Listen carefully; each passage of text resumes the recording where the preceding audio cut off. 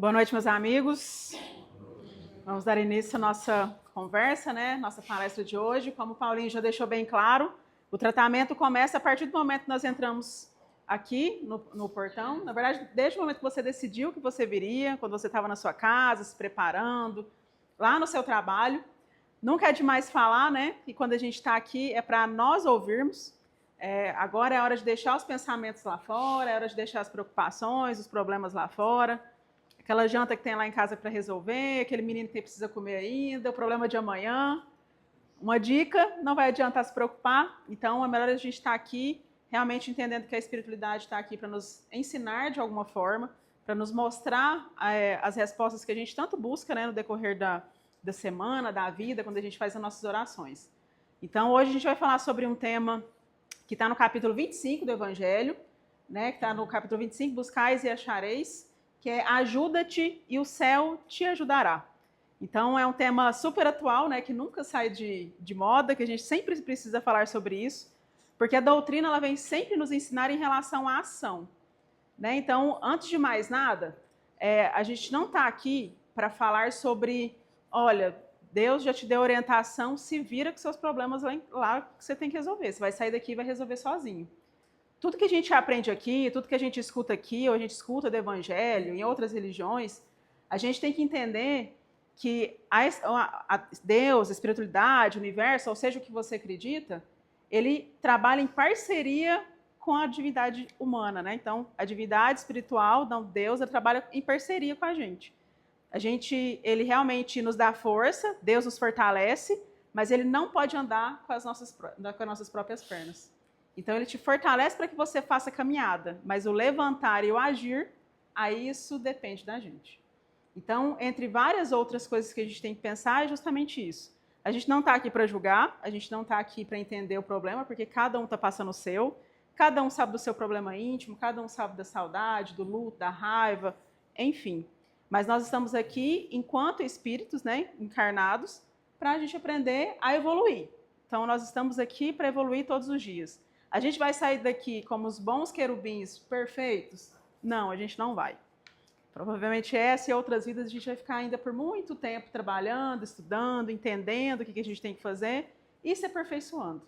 E se aperfeiçoar nesse caso é todo dia um pouquinho. É todo dia melhorar um pouquinho. Para a gente começar a reflexão, tem uma pergunta que eu coloquei aqui para a gente acompanhar durante a palestra, para que a gente consiga refletir mesmo e vez ou outra quando você lembrar do seu problema, tenta voltar para ela. Que é o seguinte, o que eu estou esperando de Deus, o que eu espero que Deus faça por mim, que talvez eu já tenha condições de começar hoje. Então, de novo, o que eu estou esperando que Deus faça por mim, que talvez eu já tenha condições de começar a fazer hoje.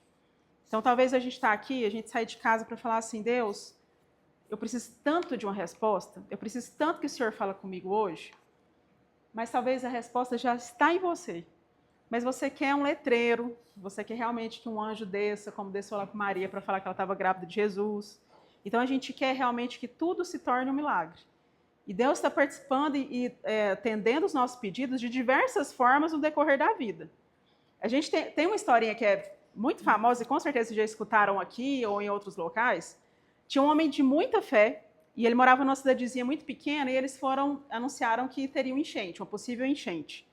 E aí ele ficou todo feliz, falou assim, eu sou um homem de muita fé, eu rezo todos os dias, eu sei que Deus vai me livrar desse mal. Eu creio muito nele, eu sei que eu não vou ter problema com a enchente. Chegou o dia, a enchente começou, e a casa dele começou a ser tomada pela água. E ele começou a rezar, Deus, eu creio em ti, eu sei que o Senhor não vai me deixar passar por esse mal. E a água começou a subir. Deus, eu creio em ti, eu sei que não vai dar nada de errado, porque eu sei que o Senhor está comigo.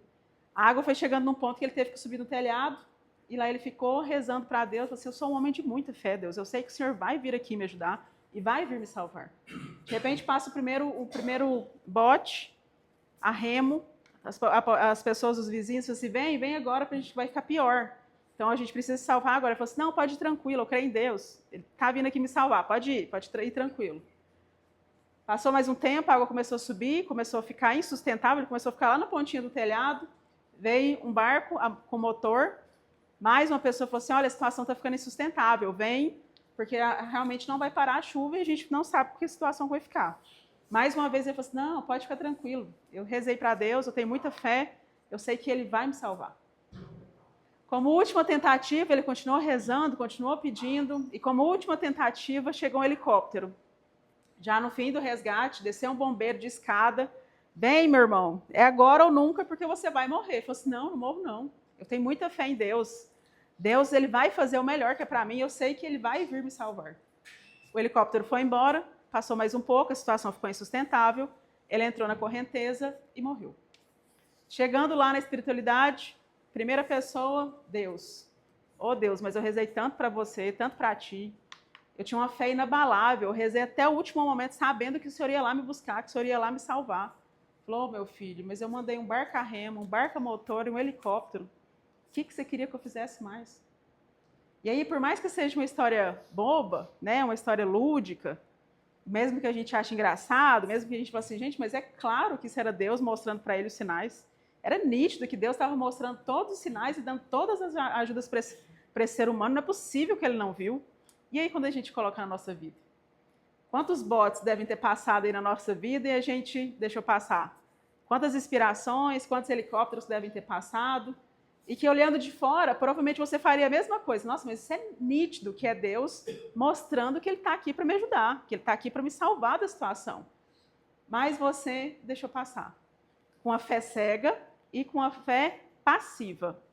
Porque a gente é apresentado muitas vezes a uma fé que a gente tem que estender as mãos, colocar a mão no peito, né, baixar a cabeça, respeitar a Deus, mas com os pés parados. A fé, ela só é uma fé ativa quando tem movimento. Então, óbvio que a oração, a prece é sempre muito importante, faz toda a diferença, mas uma fé sem ação, ela não faz com que Deus permita que algumas coisas aconteçam. E talvez Ele está até ali, te ajudando, te mandando barco, te mandando um monte de informações, e você não se permite. Porque você acha que só pode ser daquela forma. Eu só vou conseguir ser o dia que eu abrir a TV, aparecer um anjo querubim e falar assim, fulano, a resposta que você quer é essa aqui, ó, e conta da sua vida e resolve. Como muitas pessoas buscam revelações, né? Ah, você tal, você tem um filho tal, e aí a pessoa fala assim, é comigo, é comigo. E muitas vezes as sugestões já vieram de outras formas, já vieram de outros momentos e você precisa dessa aprovação. É como se Deus falasse assim, meu filho, eu preciso que você ande. Eu preciso que você se levante para eu te dar a direção. Eu preciso que você dê o primeiro passo para realmente eu colocar o caminho na sua frente.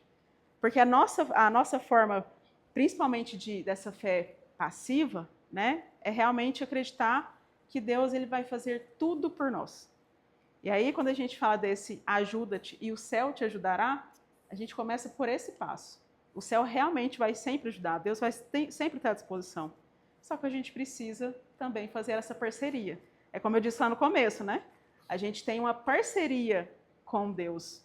A gente não tem, Ele não vai deixar você solto, assim, eu não vou te ajudar não, eu já te dei o que tinha que falar, eu já te ensinei o que tinha que ensinar, tem a Bíblia, lê lá, se vira. Não, o tempo todo Ele está falando assim, meu filho, eu estou com você, mas eu preciso que você aja. Assim era Jesus, por exemplo. Todo milagre de Jesus, tudo que Ele aparecia, né, tudo que Ele falava, Ele sempre buscava uma ação. Quando Ele curou o paralítico, por exemplo, Ele não falou só não falou assim, você está curado, levanta-te e anda. Então, sempre buscou uma ação. Nunca foi uma fé passiva. Nunca foi de qualquer forma. Então, a gente sempre tem essa questão.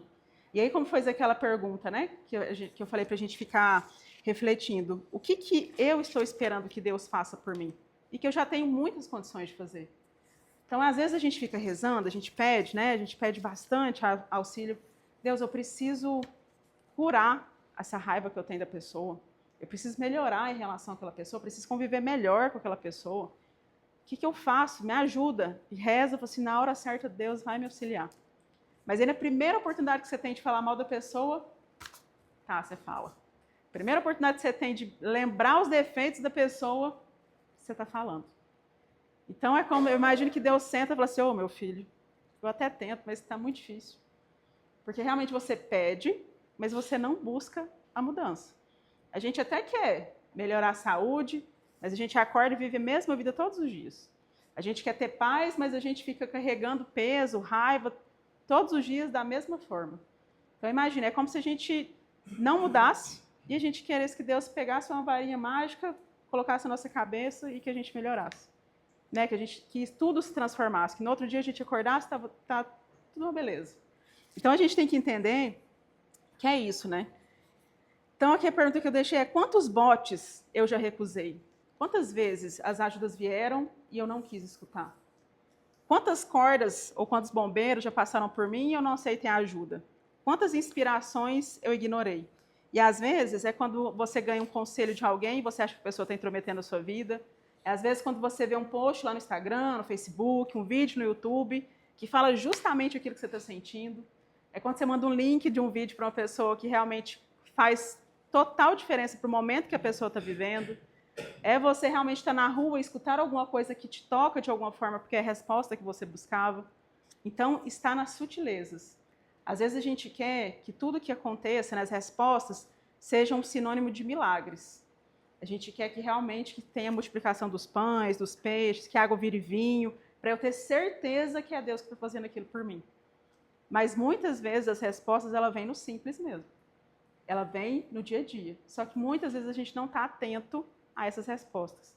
Talvez por falta de fé, talvez por falta de realmente confiança, né? Mas muitas vezes a gente deixa que esses recados passem porque a gente está ali rezando e tentando buscar ajuda. Não, mas eu acredito em Deus, eu vou no centro toda semana, eu vou na missa, eu vou no culto, eu tenho frequência ativa na igreja, eu tenho fé, Deus vai mudar minha vida. Aí amanhã a gente acorda, é o mesmo café, é o mesmo jeito de roupa, é o mesmo jeito que você pisa, é o mesmo jeito que você trabalha, é o mesmo jeito tudo.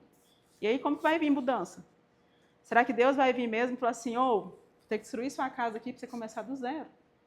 Então a gente está tendo a oportunidade todos os dias, todas as quartas que a gente vem aqui para escutar a palestra, a gente fala de alguma forma sobre esse assunto. Quando você escuta alguma coisa, quando você segue alguns perfis que são cristãos, Jesus, né, há mais de 2000 anos, falava justamente disso. Ele mostrou com exemplos, com as parábolas que ele deixou para nós, justamente esse recado. Que a gente está aqui, que ele está aqui para ajudar. Né? Quem estava do lado de Jesus? Quem que eram os discípulos? Eram as pessoas que mais necessitavam de ajuda. Que mais necessitavam que tivesse aquele empurrãozinho para aprender, para colocar em prática. Então, ao lado deles, ele mostrou o tempo todo. A própria doutrina, né? Quando a gente fala da doutrina, a doutrina espírita ela surgiu no século XIX, mais precisamente 1857. A doutrina ela é a fé, a prova viva que o ajuda-te e o céu te ajudará funciona. Quando começou, né, em 1857, nós começamos lá na França com as mesas girantes. Mas alguns anos atrás já tinham começado vários fenômenos no mundo inteiro, né, que faziam batidas. Então, naquele momento, o espiritismo ele começou a aparecer de uma forma mais intensa. Então, quando começou essas mesas girantes lá na França, o Kardec, que é um estudioso, né, que na verdade o nome dele é Hippolyte Léon Denisard Rivel, meu francês impecável. Então, ele é um pesquisador e um professor, né? Então, antes de mais nada, antes de ser codificador da doutrina, Kardec ele era um estudioso, ele era um cientista. Então, enquanto muitas pessoas iam nos salões para ver essas mesas girantes, então imaginem umas mesinhas redondas no ar girando, sem ninguém, todo mundo passando a mão por baixo, por cima, para ver que não tinha influência de nada. Hoje a gente fala que é ilusionismo, né? Mas naquela época já era a atuação dos espíritos, porque era necessário que fosse assim, para que as pessoas acreditassem. Então, enquanto muita gente olhava, pensando assim, gente, mas que interessante. Quando eles falavam assim, se você bater uma vez é sim, 2 vezes é não, as pessoas queriam ter as dúvidas delas sanadas, queriam saber especulação, queriam achar engraçado. Enquanto as pessoas fizeram isso, Kardec falou assim, existe alguma inteligência atrás disso. Existe alguma coisa que está acontecendo que a gente precisa entender. Então, a codificação, porque muitas pessoas falam assim, Kardec inventou o espiritismo, e ele sempre deixou claro que ele codificou, porque veio dos espíritos superiores. Então, enquanto todo mundo achava que era divertido, que era bonito, que queria entender, que era muito interessante, que virou um show, ele procurou entender. Então, ele debateu, ele procurou, ele pesquisou, ele bateu de frente com os espíritos para perguntar, muitas vezes levava algumas respostas meio atravessadas, porque eram perguntas que eram insistentes, porque ele queria entender a fundo a doutrina. né, até quando ela começou a surgir. Então, o espiritismo ele só surgiu porque ele teve a ação de procurar. Imagina que se ele fosse nesses salões, as mesas lá girando, ele fosse, nossa, olha que legal, que divertido, virasse as costas e não entendesse que aquela era a missão dele de codificar uma doutrina que perpetuaria por muitos anos. Então, a ação, né, então a espiritualidade estava ali, óbvio que foram os espíritos superiores que ajudaram, foram eles que deram as respostas, são eles os responsáveis pelas obras, mas precisou que alguém agisse, precisou que alguém fizesse. Então, ele estava ali para isso. E a doutrina, a gente fala que é sempre uma doutrina consoladora, né? Ela está aqui para consolar, mas ela também traz responsabilidade. Não é aquela que é só aquele pai de filho mimado, pequenininho, e fala assim, não, vem aqui no colo que eu vou cuidar de você, que eu vou fazer tudo por você. É um pai que ama, realmente é um pai que cuida, né? É uma doutrina que cuida, mas é uma doutrina também que coloca as responsabilidades para você. A gente não está aqui como vítima. A gente não está aqui como alguém que tem que esperar tudo no colo. A gente não está aqui como um ser superior, como um ser muito especial. Nós somos especiais, mas cheios de defeitos ainda. Então a gente tem que entender que esses defeitos ainda perpetuam e que eles têm que ser aperfeiçoados. E que eles não serão só rezando, abaixando a cabeça, sem fazer um esforço da nossa parte. E talvez o nosso esforço, talvez o meu esforço seja conviver com a família difícil. Talvez o meu esforço seja tratar de uma doença que é muito complicada. Ou talvez o meu esforço é ter um marido que é muito difícil. E óbvio que, né, a gente tem que entender que ninguém é obrigado a nada, mas eu falo que a gente tem que entender que cada um tem a sua dificuldade. Cada casa tem a sua dificuldade. A gente entende as dificuldades da nossa. A gente entende a minha realidade, eu entendo a minha. Mas eu não posso colocar o dedo aqui e falar assim, a minha luta é muito maior que a sua. Olha o que eu vivo. Né? Mas da mesma forma que eu tenho, vocês têm, nós também temos a responsabilidade de fazer isso ser mudado. Como eu disse lá no começo, a gente não é um anjo querubim, a gente não vai sair daqui evoluído, provavelmente nosso lar não vai receber, a gente ainda vai ter uma parte aí de evolução, e que está tudo bem, é um processo que a gente vai ter que passar mesmo, mas a gente pode melhorar. E é como se eu falo que eu imagino que o meu anjo de guarda, o meu mentor deve falar assim, minha filha, você não vai dar um grande salto, mas você pode dar um salto pequeno todos os dias. Você pode melhorar todos os dias. E a gente vai se cobrando muito, né? Acaba que a gente tem um muito grau de comparação. Às vezes a gente vê pessoas que falam assim, olha, eu já consegui evoluir, eu perdoei. Então a gente vê uma pessoa e fala assim, gente, mas eu estou tentando perdoar o fulano e eu não consigo. Cada luta é individual. Eu não posso comparar, eu não posso medir a minha régua com a sua. Então aqui realmente é um aprendizado individual. A evolução é individual. Então, nós estamos aqui para compartilhar, para aprender juntos, mas a gente tem que entender que a doutrina, enquanto consoladora e como aquele pai que traz responsabilidade, está te mostrando justamente isso. Meu filho, é bom, muito bom que você esteja aqui, estudando, na palestra, recebendo passe, que é indispensável, mas eu preciso que amanhã, na quinta-feira, quando você acordar um pós-dia de centro ou da igreja, eu preciso que você mude um pouquinho a sua visão em relação ao mundo. E talvez a sua visão seja... amanhã, quando acordar, não reclamar de tudo. Nossa, olha o calor. Nossa, hoje está insuportável. Nossa, o som está alto. O fulano já passou aqui o par e alisou e eu não vi. A gente não tem, muitas vezes, a capacidade de agradecer o mínimo, porque a gente acordou. Então, se a gente fizer a reflexão hoje, quem acordou, não precisa responder, claro, mas faça a reflexão, quem acordou e agradeceu a Deus por estar vivo?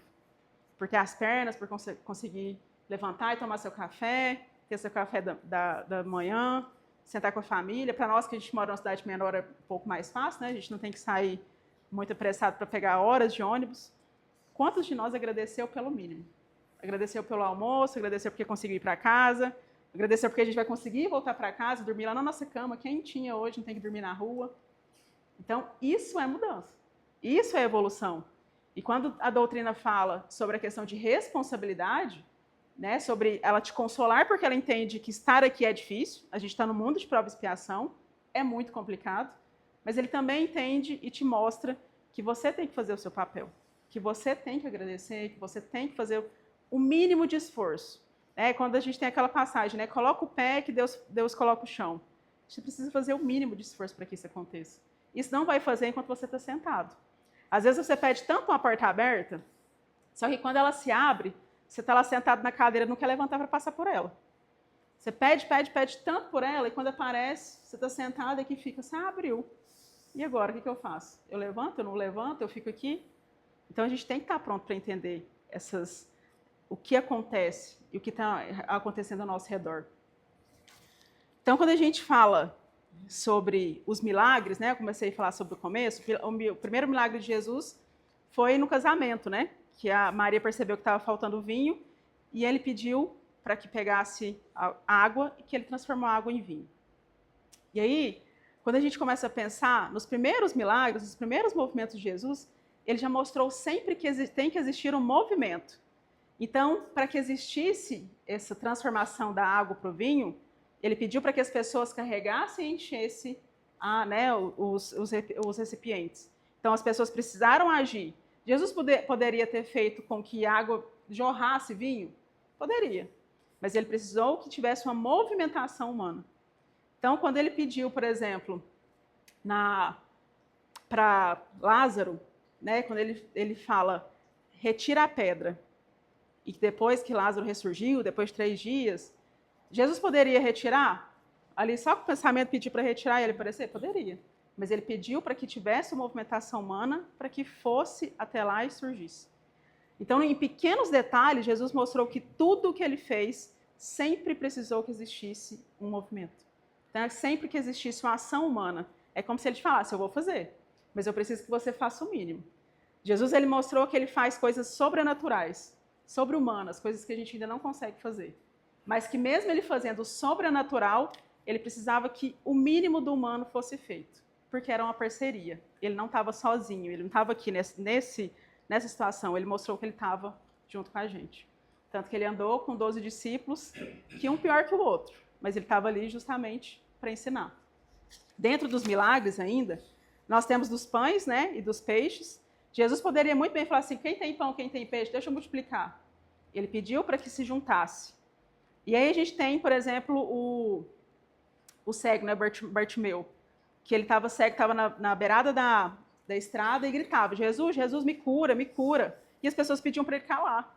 E ele falou assim, eu não vou calar, enquanto Jesus não vier até aqui e me curar. Então Jesus chegou e falou assim, o que você quer que eu faça? Que o Senhor me cure, que eu volte a enxergar. E aí ele foi curado. Percebe que, para ele ser curado, quando a pessoa falasse assim, cala a boca, tá vendo que tem um monte aqui de gente?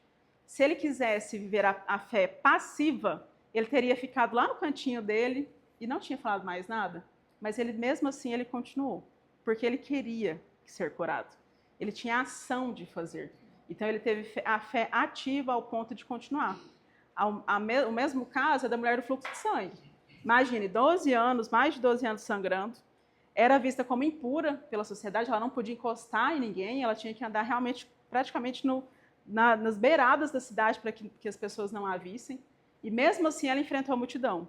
Talvez em outro momento, ou se a gente estivesse nessa mesma situação, a gente tinha ficado lá em casa. Lá na casa da gente, assim, eu sangrando desse jeito, com essa dor, que eu imagino que ela era uma fraqueza, eu vou lá para tentar uma cura com esse tanto de gente. Mesmo assim ela enfrentou. Mesmo assim, ela passou por toda a multidão, ela se arrastou até encostar nas vestes de Jesus e ser curada.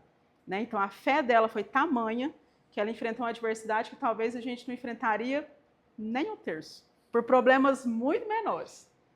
Então, entende que quando a gente está aqui para a gente aprender, para a gente escutar, a primeira coisa é justamente isso. O que eu estou fazendo para mudar? O que eu realmente estou fazendo para mudar essa situação?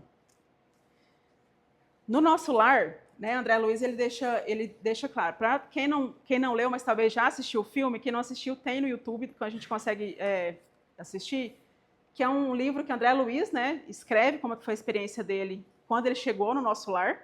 E ele não chegou como espírito de luz, de paz, já falou assim, meus irmãos, voltei, estou aqui para a gente trabalhar. Ele voltou cheio de problemas, cheio de dificuldades, né, então cheios ainda de amarras aqui na Terra. E ele só entendeu o valor realmente quando ele começou a trabalhar.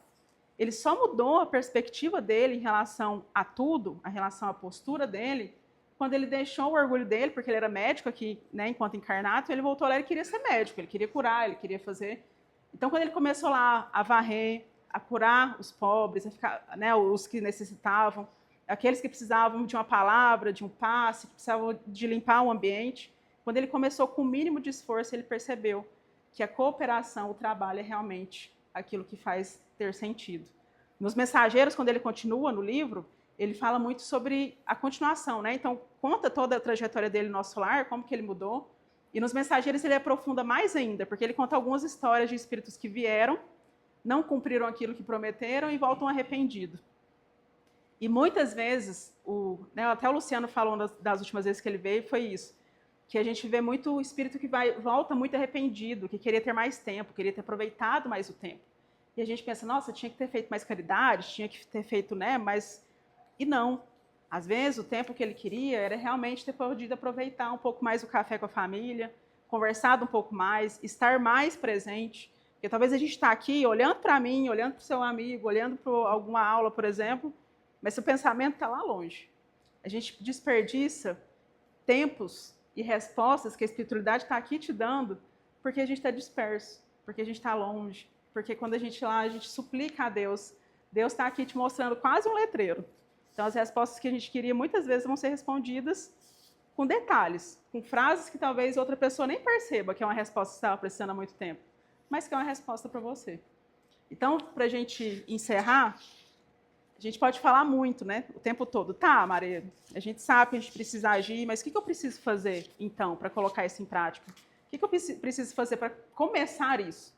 Porque às vezes a gente escuta tanto, a gente vê tanta coisa assim, mas eu não sei como que eu faço. Então, o primeiro, começar pelo estudo.